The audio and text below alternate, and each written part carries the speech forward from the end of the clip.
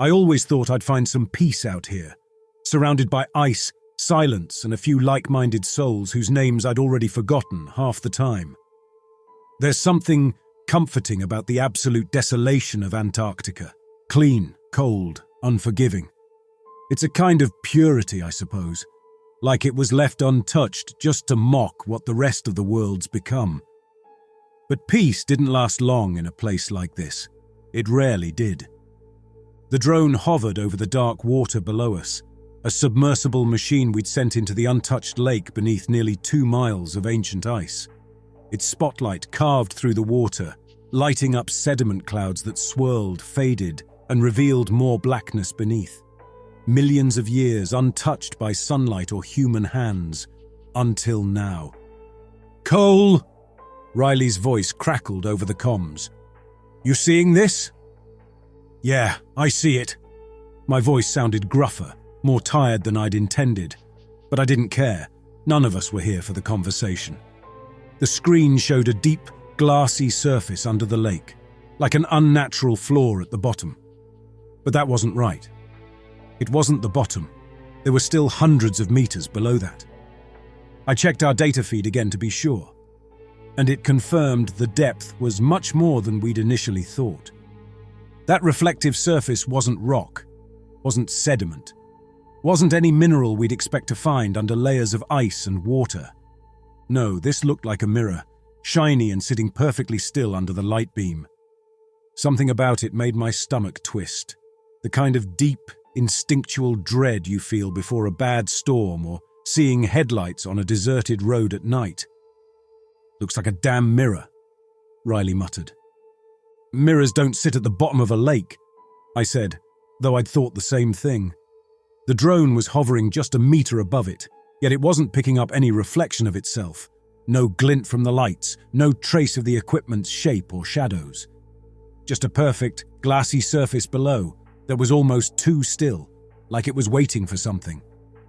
Riley's voice piped up again. "You think it's a natural formation, or something from before?" "Before what?" I asked, my tone colder than the air around us. Riley was one of those, the kind that believed we'd find some grand answer to humanity's biggest questions out here. I was past that phase. The world hadn't shown me any answers, and I didn't expect this place would either. I scanned the other team members sitting in the cramped control room. Callahan, our geologist, just looked at the screen with the same blank, analytical expression he always wore, too deep into his instruments to notice anything unsettling. Grant, our biologist, was muttering something under his breath about microbes and mineral deposits, trying to fit this phenomenon into his usual world of taxonomies and classifications. Nobody else seemed as rattled as I was, but I could feel it, a subtle wrongness that clung to the air, an itch that whispered I shouldn't be looking. "We should bring the drone back, check the equipment, maybe take a second look from a different angle," I suggested, but I could feel the eyes of the team settle on me with something like irritation. Riley scoffed. "Look, we've got it in range now, and we're already burning through battery on the drone. If we're going to make the most of this, we should keep it where it is and get some decent scans." He paused, adding with the barest hint of sarcasm, "I mean, unless you're spooked, Cole." I ignored him, keeping my gaze fixed on the screen, pretending I hadn't felt the flicker of doubt in my gut. Riley's cocky tone rubbed me the wrong way, but the truth was, the mirror, or whatever it was, didn't make sense, and things that didn't make sense had a tendency to turn dangerous. "All right," I said, suppressing a sigh. "Scan it. Full LiDAR mapping, spectrometry, everything."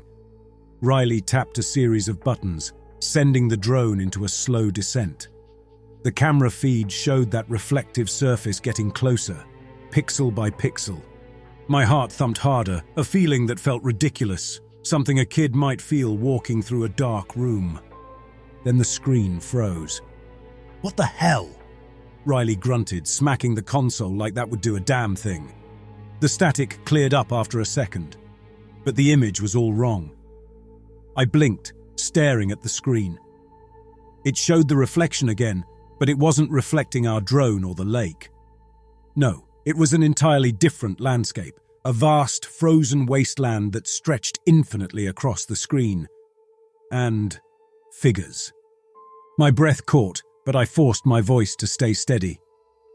"Riley, is that interference, or are you seeing this too?" He leaned in, his face pale in the harsh light. "I'm seeing it. Those figures, it's us." His voice cracked at the end, the confident tone completely shattered. He was right. They looked like us. 4 figures in parkas and heavy suits, staring back at us from across a white, snowy stretch. It looked like Antarctica, but not. The snow wasn't pure white. It had streaks of crimson running through it like frozen rivers of blood. And the sky above them was pitch black, no stars, no light, just an endless void. "Cole," Grant whispered, "what the hell is this?" My mind was churning through every possible explanation, but nothing fit. Nothing rational anyway. And yet here it was, clear as day, staring right at us from the depths of the lake. "Pull it back," I said, louder than I meant to. Riley didn't argue this time. He keyed in the retrieval commands and the drone started to rise, breaking free of whatever bizarre gravitational pull that lake seemed to exert. But as it ascended, the mirror didn't disappear. In fact, it looked as if the reflection was moving closer, tracking our every move. The figures in the reflection seemed to lean forward, as if straining to see us better. The drone came to a stop just below the surface, and for a moment, the mirror faded back into a normal, silent expanse of water. Did anyone record that?" Callahan finally asked, voice hushed. Riley nodded, though his face was ghostly pale. "Yeah, I've got it, all of it." His voice was just above a whisper, but I could hear the faint tremor. We were silent, each of us lost in our own thoughts, none of us wanting to be the first to say it. There was a mirror under that lake, but it wasn't reflecting us, not in any way that made sense. "All right," I finally said. "We need to get that footage up to the surface and run an analysis. And until we figure out what we're dealing with, no one goes near the lake. No exceptions." The others nodded, but there was a lingering unease in their expressions, a dawning realization that we'd just stumbled into something far beyond us. The silence around us felt heavier, like the cold had seeped into my bones, anchoring me to this place, to that thing beneath the ice that had shown us a reflection that shouldn't exist. A reflection of somewhere or someone that was watching us just as closely as we were watching it. And somewhere in the back of my mind, that old survival instinct was screaming at me to turn back, to leave this place. But I knew, even then, that there was no going back. Grant was slumped against the wall in a corner, clutching a thermos of coffee with both hands like he was holding on for dear life. Callahan tapped away at a console, gaze darting between the screen and the tangle of wires sprawled across the floor. And Riley, he hadn't said a word since we brought the drone back. We were all thinking the same thing, though no one would say it outright. The reflection, no, the other side, had looked back at us. We'd recorded it, but the footage raised more questions than it answered. I replayed the video again, watching as our reflected forms leaned in, figures shrouded in what seemed like heavy, dripping parkas. Their faces were shadowed, details obscured, but their eyes, those were unmistakable. Cold, intense, staring back as though they recognized us, as though they knew us. I shut off the monitor. No sense watching it again. It didn't get any easier to understand. We need answers, and since we don't have any, we're going to get as much data as we can. Whatever that thing is, we're going to figure it out. I could feel the others watching me, their unease making me second-guess myself. I brushed it off. We'd all agreed to come down here knowing the risks, or at least that's what I'd thought. "We'll start with a spectrometry scan," I said. "Grant, I want you to look at every microbial sample we've pulled up so far. Callahan, go through the mineral data. Riley." I paused, meeting his gaze. His eyes looked tired, unfocused, but he nodded, ready to act. "Run a secondary diagnostic on the drone. See if there's anything abnormal." Riley shifted uncomfortably, his fingers twitching as he brought up the diagnostic panel. You think there's something in the equipment? Interference or a hardware issue? I think we don't know what the hell we're dealing with, I replied. We'll check everything. Make sure it's not something explainable before jumping to conclusions. He flinched, looking away, and I couldn't help but wonder if he'd been as rattled as I was by the reflection. We had all gone into this expedition looking for answers, but I had the feeling we were going to end up with more than we'd bargained for. The hours ticked by, each one slower than the last. I busied myself with reports, but the tension lingered.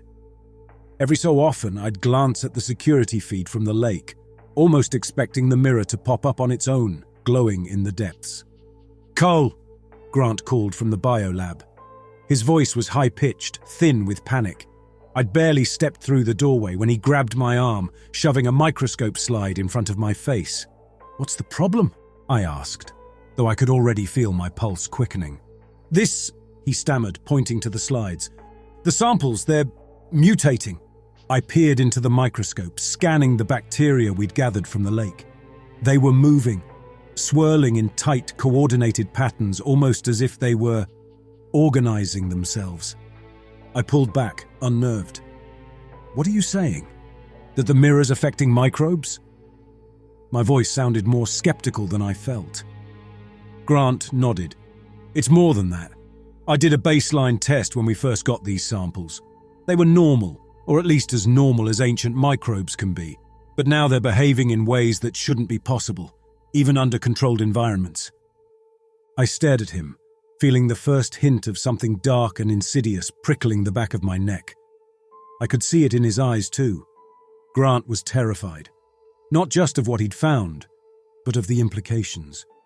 If the mirror could affect organisms on a microscopic level, what else could it influence?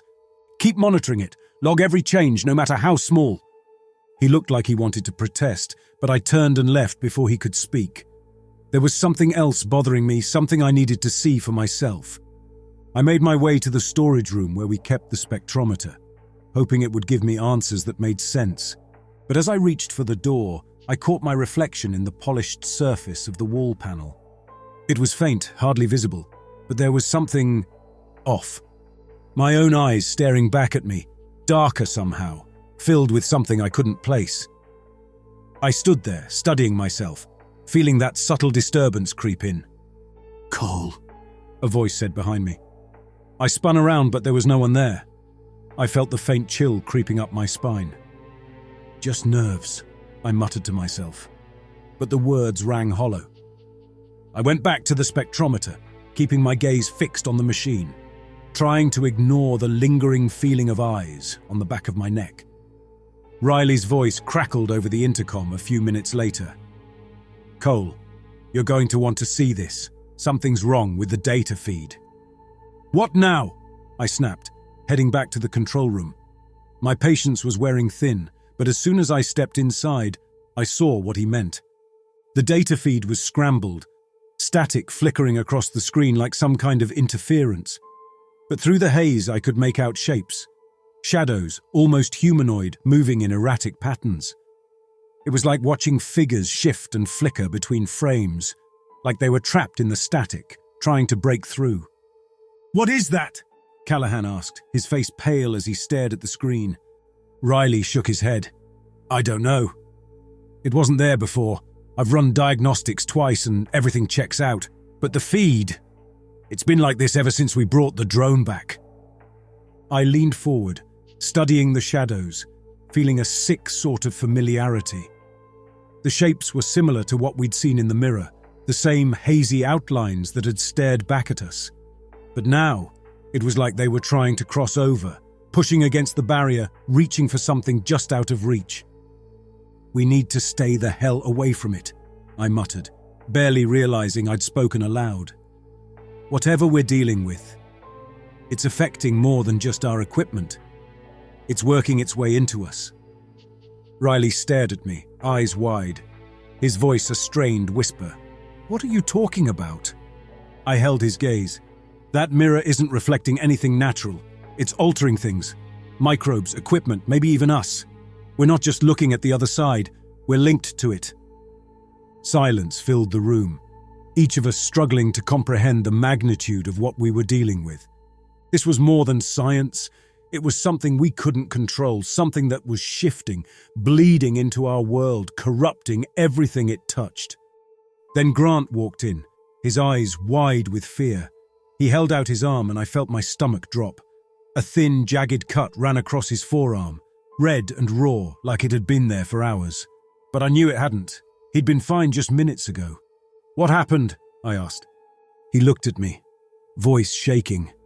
I don't know, I was just sitting there, looking at the samples, and then it just appeared. The mirror wasn't just showing us something. It was reaching through, touching us, leaving marks. "We need to get out of here," Callahan said, breaking the silence. "This isn't what we signed up for. This isn't science." I clenched my jaw, resisting the impulse to agree. The idea of escape was tempting, but it wasn't an option. We were trapped in the dead of the Antarctic winter, hundreds of miles from the nearest base. Out here, supply drops only came every 6 months, just enough provisions and fuel to keep us operational until the next one. The last drop had arrived 3 weeks ago, and with it, barely enough fuel for essential functions, power, heating, equipment. Trying to push a return trip now would drain our reserves and leave us stranded halfway to nowhere, if we didn't freeze to death first. There was no hope of a helicopter either.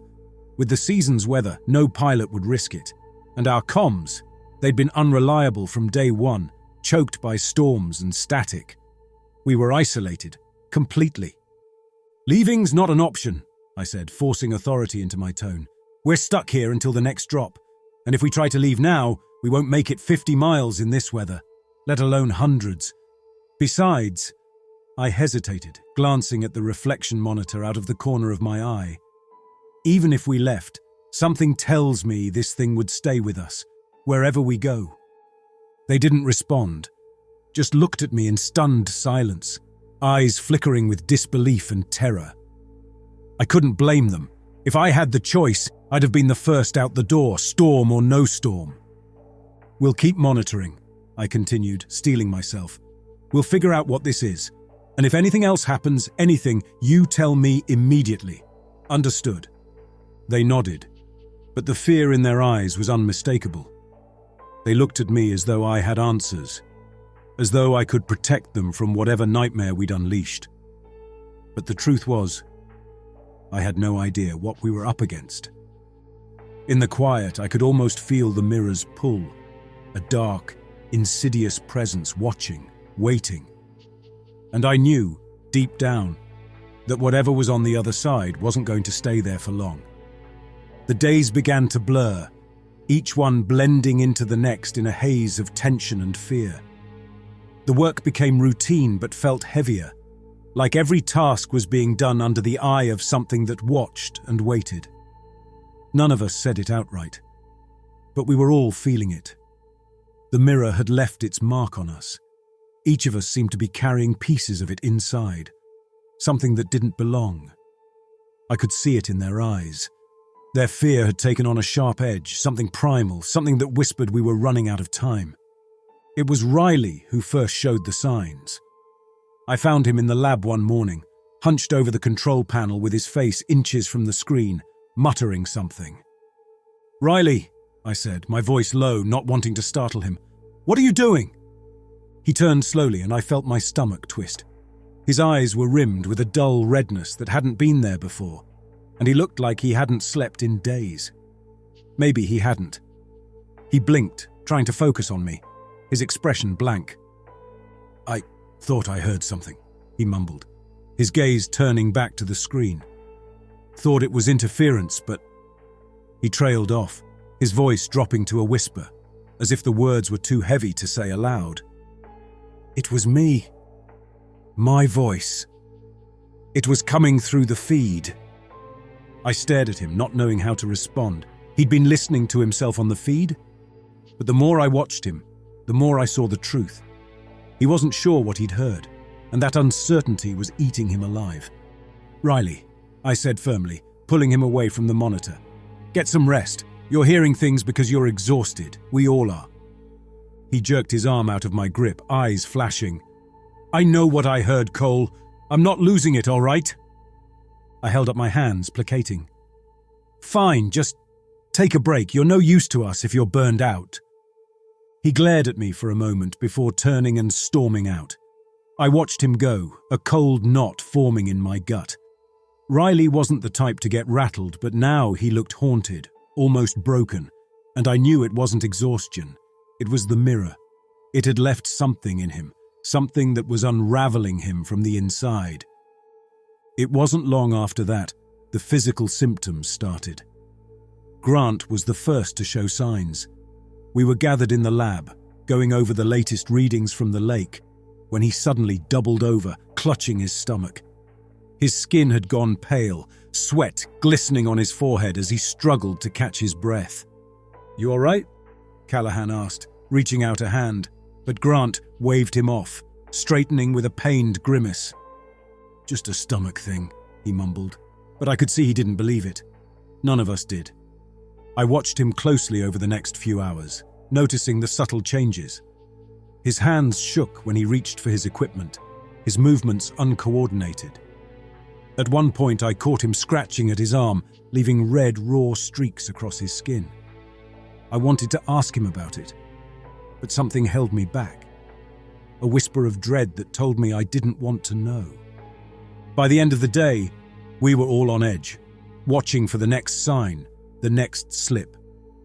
We didn't talk about it, but each of us could feel it. The mirror was affecting us, somehow getting under our skin. And that's when the paranoia began. That night we gathered in the mess hall, each of us silent, the tension between us suffocating. I caught Riley watching me, his gaze sharp, and I felt the prick of unease crawl up my spine. "What?" I asked. He shrugged. "Just wondering what your plan is, Cole. You keep saying we're monitoring, we're investigating, but it doesn't look like we're doing much of anything. So what's your plan?" I met his stare, feeling the heat of frustration build in my chest. "My plan is to keep us alive, Riley. We're dealing with something we don't understand, and running around like panicked rats isn't going to help." He scoffed, leaning back in his chair. "So we just sit here and wait, hoping whatever this thing is doesn't decide to swallow us whole." Grant shifted uncomfortably, glancing between us. Maybe we're already past that point. Whatever's happening, it's changing us. You felt it, right? It's like it's pulling us in. Callahan nodded slowly. "I don't know if it's the mirror or something else, but I haven't felt right since we first saw it.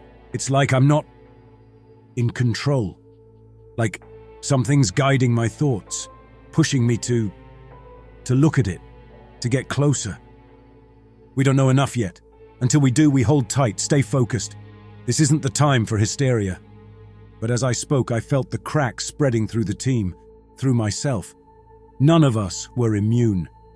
The mirror was getting into our heads, bending our minds, twisting our bodies. And there was nothing we could do to stop it. The next morning, I found Grant in the lab, scratching at his arm again. This time I saw the reason for his discomfort. A thin, dark line was forming just under his skin, snaking up from his wrist to his elbow. It looked like a vein, but it was darker. "Grant," I whispered, grabbing his arm, forcing him to look at me. "What the hell is this?" He stared at the line, his face twisted with horror and confusion. "I don't know, it started last night. I thought it was a bruise or something, but it's been spreading and it hurts like it's moving." I released his arm, feeling a cold sweat break out on my forehead. This wasn't natural. It was the mirror. Its influence spreading through us like a disease, infecting us from the inside out. "We need to document this. If it's happening to you, it might happen to the rest of us." Grant nodded, but I could see the fear in his eyes, the realization that he was becoming something other, that we all were. Over the next few hours, I felt the same creeping sensation beneath my skin, a faint, pulsing discomfort that spread slowly, methodically. I didn't look at it, but I felt it, the way it writhed just below the surface, like it was trying to break free. As the day wore on, the paranoia became unbearable. Every glance, every whispered word felt like a threat. I caught Callahan watching me with narrowed eyes, his hand resting on a utility knife like he was waiting for an excuse to use it. Riley avoided me altogether, keeping to the shadows, his face a mask of suspicion. And then, without warning, Grant snapped. I was in the lab, analyzing the latest readings, when he stormed in, eyes wild, breathing heavy. He pointed at me, his hands shaking, his voice a raw, broken whisper. "You did this. You brought us here. You led us to this thing. You knew, didn't you? You knew it was here, and you didn't tell us." "Grant," I said, keeping my voice calm, hands raised. "You're not thinking straight. The mirror is affecting us. It's in our heads. It's making us paranoid, turning us against each other." But he didn't listen. He lunged at me, fists swinging, shouting words I couldn't understand, his voice a hoarse, panicked cry. I barely managed to dodge, grabbing him by the arms, wrestling him to the ground as he thrashed, kicking and screaming. "Get off me!" he shouted, his eyes wide with terror. "You're infected! You're one of them!" I struggled to hold him down, feeling his fear pressing against me, suffocating. The others rushed in, pulling us apart, but the damage was done. The seed of distrust had been planted, and there was no going back. That night, I sat alone in the control room. I felt the mirror's presence, a dark, insidious thing lurking in the shadows, waiting for us to break. I ran a hand over my arm, feeling the faint pulse of that dark line, a silent reminder that the infection was spreading, that we were losing control. And as I sat there staring at the screen, I saw the figures from the mirror, watching me through the static, their eyes cold and empty, reflections of the thing I was becoming. Whatever was waiting on the other side of that mirror, it wasn't finished with us yet. One night, just past 3 a.m, I couldn't sleep. Something kept me awake. Maybe it was the persistent itch of unease. Maybe it was that same inexplicable pull from the lake. So I bundled up and went outside, driven by an impulse I couldn't fully understand. The Antarctic night was cold and silent, the landscape illuminated by a stark moonlight that cast shadows across the ice. In the distance, I saw a figure, moving slowly, emerging from the lake. I froze, heart pounding in my chest. At first, I thought it was a hallucination, maybe some strange trick of light and shadow, but as I squinted, the figure became clearer. It was Callahan, his silhouette unmistakable, wading out from the lake's edge as if he'd been swimming in it. He staggered, drenched and moving with an unsettling stiffness, his face expressionless as he made his way back to the base. I wanted to run, to call out, but something held me in place, a bone-deep terror that gripped me tight. I watched as Callahan shuffled back toward the base, his steps slow. He didn't look up, didn't acknowledge me, just walked inside and disappeared into the shadows. I stood there for a long moment, trying to process what I'd seen, but no amount of reasoning or rationalizing could explain it. I was wide awake, fully aware, and I'd seen him walk out of the lake. The next morning, I confronted him. "Callahan," I said, cornering him in the lab, my voice low and edged with suspicion. "Where were you last night?" He glanced at me, his expression blank, eyes glazed. "I don't know what you're talking about, Cole. I was here all night." I leaned in, whispering, "I saw you outside, coming out of the lake." For a brief moment, something flashed in his eyes, a spark of recognition, but it was gone as quickly as it came. He shrugged, the barest hint of a smile tugging at the corners of his mouth. "You're seeing things, Cole. Maybe you should get some rest." He walked away, calm and unconcerned, leaving me standing there with a gnawing dread that burrowed deep into my bones.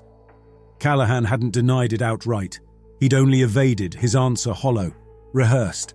And that strange calmness, that eerie detachment, lingered on his face like a mask.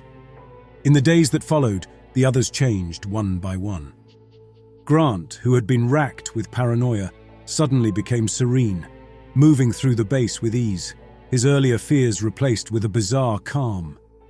He'd meet my gaze with a strange smile, one that never reached his eyes, and his responses were clipped, mechanical. Riley, too, was different. Quiet, his face blank, his movements stiff.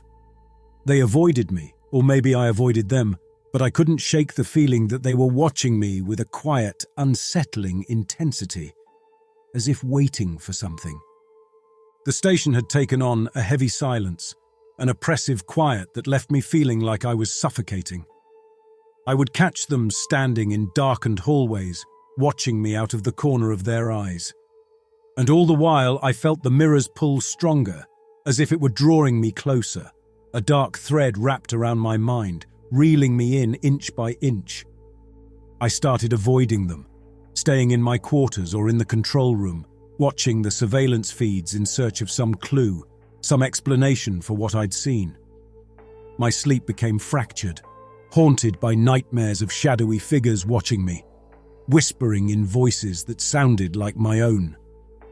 One late night, I was reviewing the footage from the external cameras, going back days, sifting through hours of nothing, of empty stretches of frozen wasteland. But then I found a clip, dated from the night I'd seen Callahan emerge from the lake. The camera showed him, clear as day, wading out of the water, his face blank, his movements slow as he walked back to the base. My instincts had been right. Callahan had come from the lake. I kept scrolling through the footage, the nausea building as I watched Grant and Riley do the same thing on different nights. Each of them trudging out of the lake, dripping wet, their faces empty of any human expression. And then, with trembling hands, I clicked on the most recent recording. It showed me, walking out of the lake. My mind rebelled, racing to reject what I was seeing, but the image was undeniable. It was me, down to the smallest detail, wading out of that black icy water, my face slack and empty. I watched, horrified, as my reflection, my double, walked toward the base, disappearing into the shadows. I could barely breathe, my mind spinning as I tried to make sense of it. I was here, watching this, but the footage showed me, or something that looked like me, something that had taken my place. I felt the room tilt, a sickening vertigo twisting in my gut as I realized what it meant. I was the last one left. They had all been replaced, every single one of them, and now it was my turn. A faint shuffle of footsteps sounded behind me. I froze, feeling the cold sweat trickle down my back. I didn't want to turn, didn't want to see what was standing behind me, but my body betrayed me, forcing me to look. There, in the doorway, stood a version of myself. He, or it, was identical to me in every way, down to the cut on my lip, the dark circles under my eyes, the thin scar on my chin. But the smile, that smile was all wrong. It was stretched too wide, grotesque, twisted into something that was almost human, but not quite. Its eyes met mine, and in them I saw nothing, no spark, no recognition, only a profound emptiness. It took a step forward, and I backed away, my legs shaking, my throat dry. What are you?" I whispered, the words barely escaping my lips. It didn't answer, only kept advancing, its smile widening as it closed the distance. I stumbled back, tripping over a chair, my hands scrambling for anything to defend myself. But it was too fast, too strong. It lunged, knocking me to the floor, its hands gripping my shoulders like a vice, pinning me down. I tried to scream, but it was as if the sound had been stolen from me. The last thing I saw was its face, inches from mine, that twisted smile, those empty eyes, as a darkness swept over me, cold and absolute. When I opened my eyes, I was no longer in the station. I was surrounded by darkness, a vast, endless black that stretched on forever. I tried to move, but my body felt heavy, weighed down, as if I were submerged in thick, viscous water. I looked down at my hands, and they were barely there, faded, translucent, as if I'd become a shadow, a wisp of something that used to be solid. I could see the station through a dim haze, the figures of my team moving inside, calm and collected, going through the motions. And there, at the control panel, was my double. my replacement, watching the screens, his expression blank, his movements smooth and practiced. He was me, and I was nothing more than a shadow, a faded echo trapped on the other side. I screamed, but no sound came out. I was voiceless, weightless, trapped in this dark reflection, watching helplessly as my double, my reflection, prepared to leave the base, to return home in my place, to live my life as if I had never existed. And I realized, with a sickening finality, that this was the mirror's purpose all along. To lure us in, to strip us of ourselves, and to replace us with hollow copies that would walk among the living, unnoticed, undetected, until nothing of the original was left. I was a shadow now, a ghost trapped in the mirror's world, watching as my own face stared back at me, smiling that twisted, empty smile.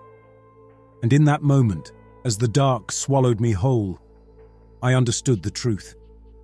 I would be here forever.